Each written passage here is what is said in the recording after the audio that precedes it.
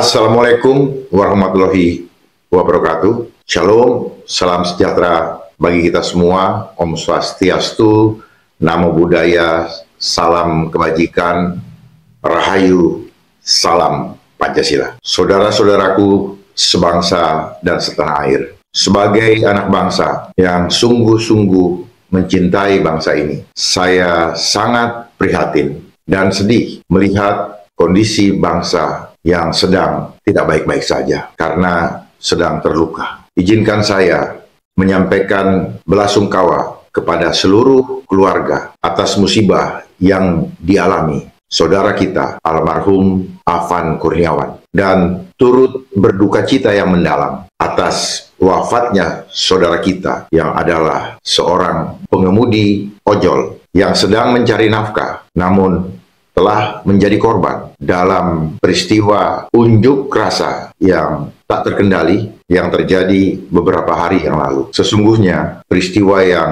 telah dan sedang terjadi saat ini, menurut pandangan saya pribadi, sebenarnya merupakan konsekuensi logis dari akumulasi jeritan jiwa rakyat yang terhimpit. Semua ini akibat daripada penerapan sistem kapitalis dalam berbangsa dan bernegara. Sistem ini adalah sistem yang sangat bertentangan dengan nilai-nilai luhur Pancasila yang memang tidak akan pernah berpihak kepada rakyat. Kejadian ini terjadi karena sistem ketatanegaraan kita yang telah melenceng jauh dari cita-cita dan tujuan luhur proklamasi kemerdekaan Indonesia tahun 1945, sebagaimana yang termaktub di dalam alinea kedua dan keempat, di mana cita-citanya yaitu membangun negara yang merdeka, bersatu, berdaulat, adil dan makmur, dan tujuannya adalah melindungi segenap bangsa Indonesia dan seluruh tumpah darah Indonesia, membangun kesejahteraan umum, mencerdaskan kehidupan bangsa, dan turut serta melaksanakan perdamaian dunia yang berdasarkan kemerdekaan, perdamaian abadi, dan keadilan sosial. Semua itu terjadi karena para penyelenggara negara hanyut terbawa arus globalisasi yang justru membawa kembali kita ke dalam penjajahan gaya baru, atau kita kenal dengan istilah neokolonialisme, yaitu penjajahan modern dengan menjalankan sistem kapitalis. Sistem kapitalis adalah sistem yang menekankan pada individualisme ekonomi, hak pribadi, dan persaingan bebas. Meskipun mendorong inovasi, tetapi justru memperburuk kesenjangan antara yang kaya dan yang miskin.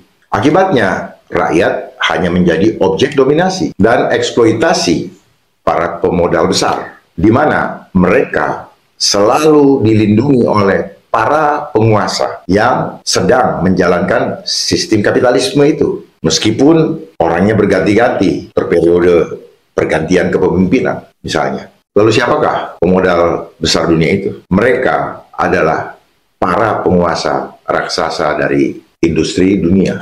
Lalu bagaimana mereka mengendalikan sistem tersebut? Tentunya dengan didahului dengan membentuk organisasi dunia yang dapat mengendalikan negara-negara yang akan mengatur bangsa-bangsa untuk mewujudkan tujuan mereka menjadikan seluruh dunia berada di bawah satu sistem pemerintahan yang memiliki otoritas secara global atau yang dikenal dengan one world government, yang akan mengendalikan seluruh aspek kehidupan manusia di dunia. Kendali ini bukan hanya menyangkut hal-hal fisik, tetapi juga berpotensi mengambil alih kendali otoritas Tuhan di dalam mengendalikan jiwa manusia. Inilah yang sering dikenal dengan mereka adalah kelompok playing God. Ketahuilah bahwa saat ini kita berada pada agenda terakhir mereka, yaitu kontrol populasi, yang mulai nampak begitu jelas ketika terbentuknya panitia pandemi COVID-19 yang lalu. Setelah itu, permainan mereka menjadi semakin brutal dengan mengimplementasikannya di dalam 17 program Sustainable Development Goals atau yang kita kenal dengan program pembangunan berkelanjutan. Itulah makanya pada Pilpres yang lalu kita sering mendengarkan kata lanjutkan. Ini adalah konsekuensi yang harus kita hadapi bersama. Sekali lagi, apa yang sedang dan akan terjadi ke depan adalah konsekuensi yang tak terelakkan manakala rakyat tidak bersatu untuk menolak kebijakan brutal dan ugal-ugalan yang telah sedang dan akan mereka persiapkan. Tentunya dalam bentuk perundang-undangan, terutama yang ada embel-embelnya Omnibus Law. Omnibus Law adalah undang-undang yang sungguh-sungguh akan membuat rakyat semakin menderita. Demikian pula dengan rancangan peraturan lainnya yang jauh dari amanat penderitaan rakyat dan nilai-nilai luhur Pancasila. Itu harus kita tolak demi kesejahteraan seluruh rakyat Indonesia. Ini penting karena suatu adigium yang selalu kita kumandangkan, salus populi suprema lex esto, di mana keselamatan rakyat adalah hukum tertinggi di bangsa ini.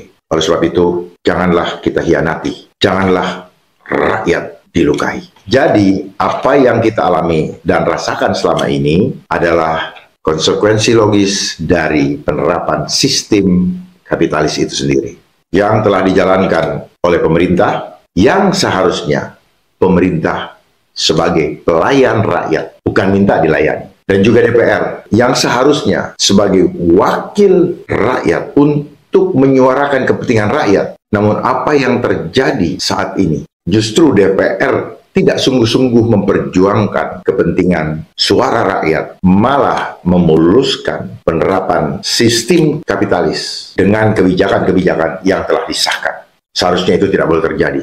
Justru DPR yang seharusnya sebagai wakil daripada suara rakyat yang harus diperjuangkan kepada pemerintah malah tersandera, justru kompak memuluskan penerapan sistem kapitalis dengan mengikuti blueprint yang disiapkan oleh para pemodal besar dunia tersebut. Ketahuilah, sistem kapitalis ini adalah sistem adu domba antara anak bangsa atau yang kita kenal dengan divide et impera, yang menjadi warisan daripada kolonialisme lama. Inilah yang menjadi konflik antara penyelenggara negara dan rakyatnya sendiri. Seandainya DPR sebagai wakil suara rakyat menjalankan amanat penderitaan rakyat dengan benar, maka saya percaya sebenarnya unjuk rasa tidak perlu ada sama sekali. Rakyat cukup menyampaikan aspirasinya dan DPR lah yang memperjuangkan suara hati rakyat kepada pemerintah. Saudara-saudaraku sebangsa dan setanah air, mari bersama kita bangun kembali sistem yang bernilai luhur Pancasila agar masa depan bangsa kita dan generasi penerus bangsa masa depannya tidak semakin suram. Untuk mencegah terjadinya, 1. Kesenjangan sosial ekonomi yang semakin melebar. 2. Kekayaan alam dan sumber daya strategis tidak lagi dikuasai oleh perorangan atau segelintir orang dan juga korporasi besar. 3. Jangan sampai kedaulatan politik dan ekonomi hanya menjadi ilusi. 4. Jangan sampai rakyat sampai kehilangan kemampuan untuk menentukan arah hidup dari bangsa ini, karena sistem yang ada telah menanamkan ketergantungan dan ketidakberdayaan secara struktural. Percayalah kalau kita masih punya harapan, dengan syarat kesadaran kita adalah kunci utama. Persatuan kita adalah kekuatan utama. Suara kita adalah bentuk perlawanan jiwa yang tidak mau dilukai. Dengan tetap waspada bahwa masih ada arsitek-arsitek gelap yang mengendalikan sistem di negara kita. Karena jika rakyat bangkit kesadarannya, kompak bersatu, dan menuntut keadilan, maka skenario global untuk menguasai bangsa kita dapat kita gagalkan. Saudara-saudaraku sekalian, marilah kita bersama memastikan bahwa Indonesia adalah milik seutuhnya dari rakyat Indonesia. Jangan biarkan kita menjadi pion-pion dari permainan global, tetapi pastikan bahwa kendali sepenuhnya ada di tangan rakyat demi kelangsungan masa depan generasi bangsa yang kita cintai ini. Bangkitlah, jangan ragu menyuarakan aspirasi kita demi terwujudnya keadilan sosial bagi seluruh rakyat Indonesia. Dan jangan lagi biarkan bangsa yang kita cintai ini dikendalikan oleh kekuatan global melalui sistem yang mengkhianati cita-cita dan tujuan luhur proklamasi 1945 yang telah menindas rakyat Indonesia. Karena bangsa yang sadar, bersatu, dan berani berkata tidak pada ketidakadilan, maka bangsa itu tidak lagi hidup di dalam kendali skenario bangsa asing. Mari bersama kita tunjukkan kepada dunia bahwa kita adalah bangsa yang mandiri